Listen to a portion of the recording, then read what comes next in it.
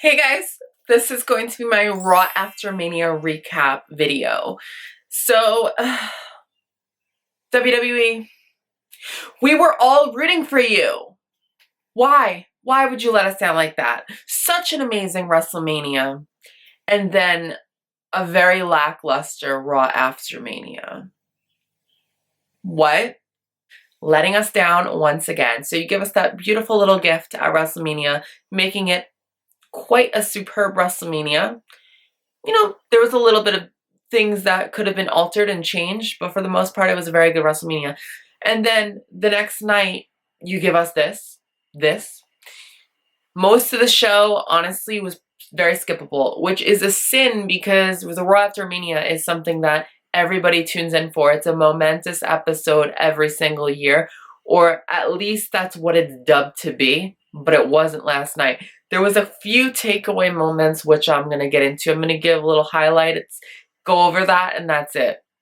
So the big highlight is Seth Rollins coming out, and then Kofi comes out. They talk, blah, blah, blah. Kofi issues a winner-take-all challenge for the main event. The crowd was loving it. I thought that this was very interesting. I knew nobody was going to win, but I expected a monumental debut here, as did most people. We didn't get it. Whatever. I'll get into that a little later.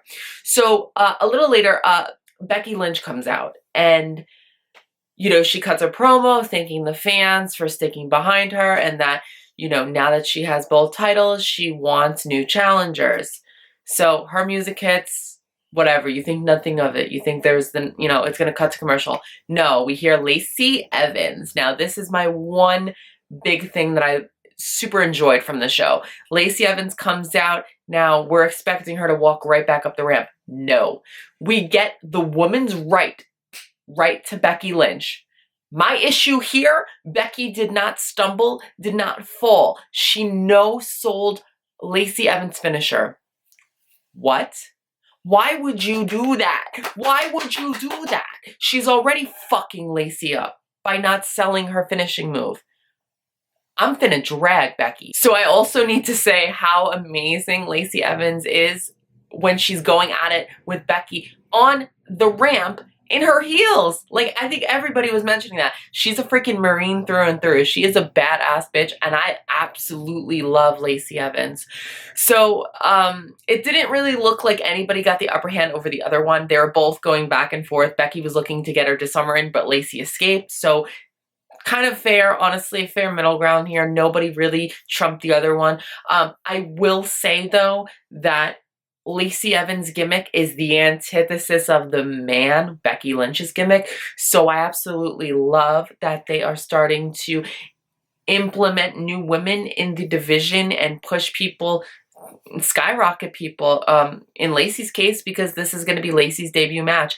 And reports are circulating that she's going to face Becky Lynch at Money in the Bank. So I definitely think Lacey's going to defeat Becky Lynch. Here's why. They're pushing Lacey to be the military spokesperson of the WWE, which is important. So from a business standpoint, I could see Lacey winning. 2, doing a little bit of research into Lacey Evans, a lot of you probably didn't look into this. Linda McMahon's family is all from the Marine background. Lacey Evans is a blonde former Marine. Automatic. There is going to be favoritism in every job, right? Any single job you work, there's going to be favoritism. Bosses are going to prefer certain people to others for different reasons that they'll never admit to people. But think of it like this. Her having this military background, the McMahon family coming from the military background, I think they like her because of that, That's not to take anything away from her credentials. I think she's incredible. I love Lacey. I'm one of Lacey's biggest advocates on social media. I absolutely support her. I think she's incredible. I want her to take that title from Becky Lynch. Now, I don't know if both titles are going to be on the line. We'll see in the coming weeks.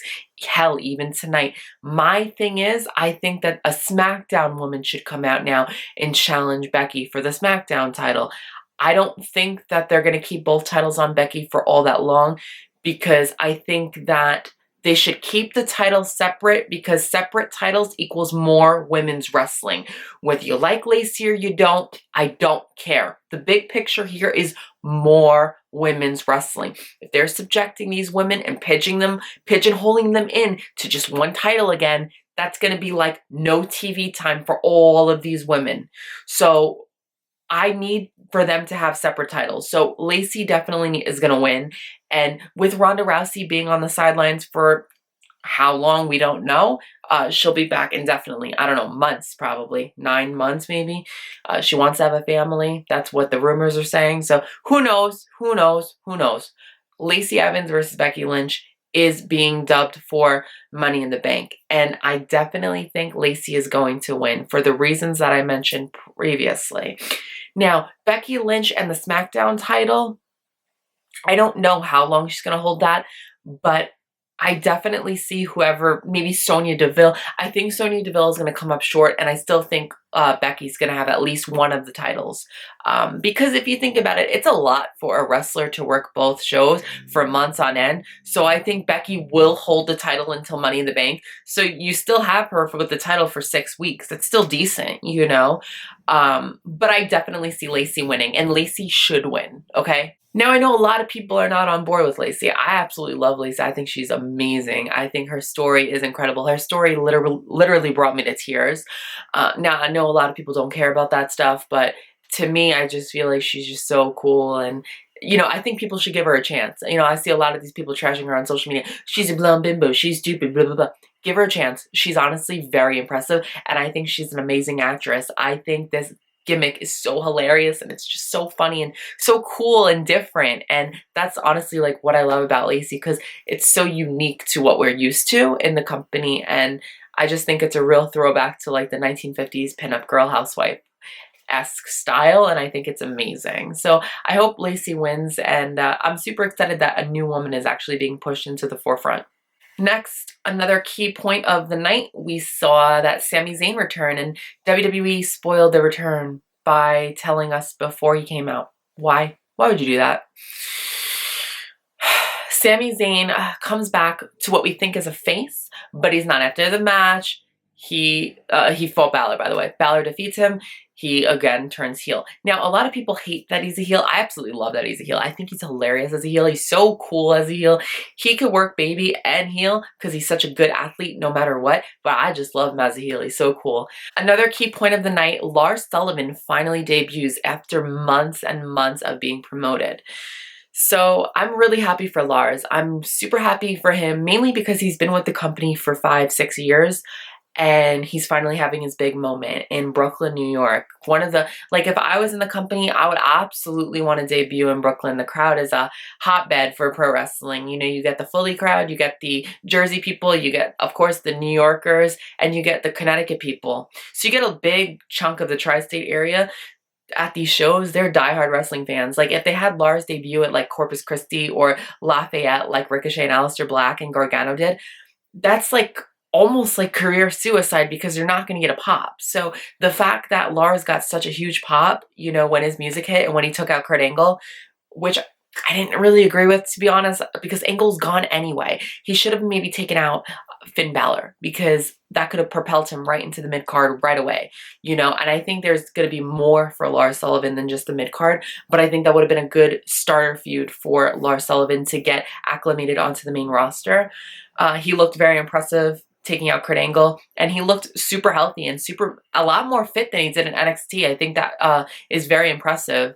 Lars Sullivan, for those of you who don't know, never really lost in NXT. He only lost one match against Aleister Black, and he always looked very impressive. He's a very dominant figure, and he's deceptively athletic for his stature. He's very unique, and I'm super excited to see where they go with him.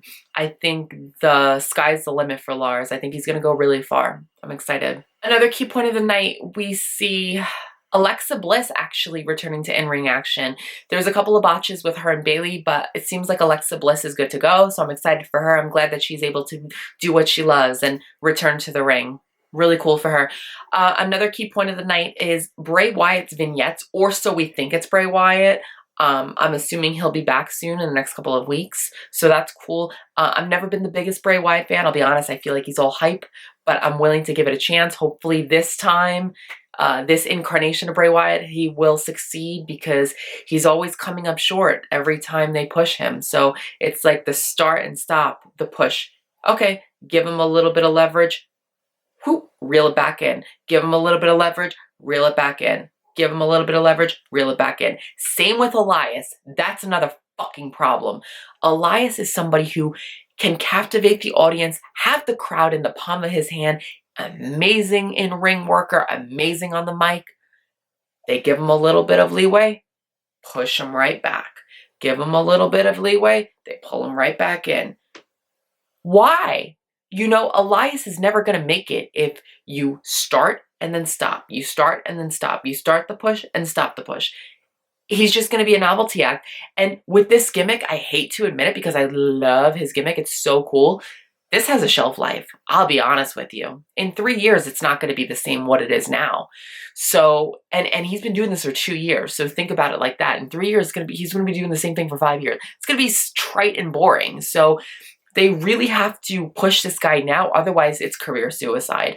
And he even said in the Busted Open Radio podcast how it's completely up to the booking team. You know, he can only do so much. He can get the crowd behind him, but if they're not going to book him to win matches, then it's not his fault, you know, of course. So mainly this all stems down to creative and the booking team for being absolutely atrocious. And WWE needs to hire more fan-oriented people who have a brain for the business, not these 25-year-old soap opera writers from Hollywood who are stupid and don't fucking care about the business. That's a problem. I also think having 30 writers is a problem. Have 10 max. Max. 30 different opinions, it's too much. So the big moment of the night, we have what we think is going to be this amazing match between Seth Rollins and Kofi Kingston on a winner take all for the titles. But no, we get the bar. Now, I love the bar. Everybody knows me, knows I love the bar. It's nothing against them. Why was the bar out there? Why? It's like WWE totally gets off on trolling us. They totally trolled us, and the fans were chanting, "This is bullshit," which it was. And I thank the heavens that I was not at this show, because I would have fucking rioted. Truly. That was terrible. The Raw and SmackDown after Mania, we are known to have debuts and historically known for debuts and returns. Big surprises. Nothing taking away from Lars, because I love Lars, but Lars, as opposed to a huge star, it's like not the same feeling. So the fact of the matter is this. WWE spoiled us at WrestleMania. Now they want to ruin and make it a mess, you know? They spoil us and then they renege on it. So it's like they give us a shitty Raw after Mania, which, you know, we were all rooting for you, WWE. You let us down. Thanks for that, assholes. So we didn't get that big special surprise in the main event. You know, a lot of people were saying Conor McGregor, that would have been absolutely wild. That would have been in-fucking-sane. No, but we get Sheamus and Cesaro. What? I don't know. Hopefully some shit happens with the shakeup, because, you know, they can't just have an amazing Mania and then do this to us and give us a crappy Raw after Mania, which is historically known for being earth-shattering, mind-blowing, pure epic awesomeness. You need to deliver consistently. Stop giving us an amazing show here and then taking away the next show. Be fucking consistent. That is what's going to help you in your battle against AEW in the coming months. So if you guys like this video, please subscribe to my channel and check me out on my social media. Please follow me on there at Valena WWE on Twitter and Instagram. I love you guys. Bye.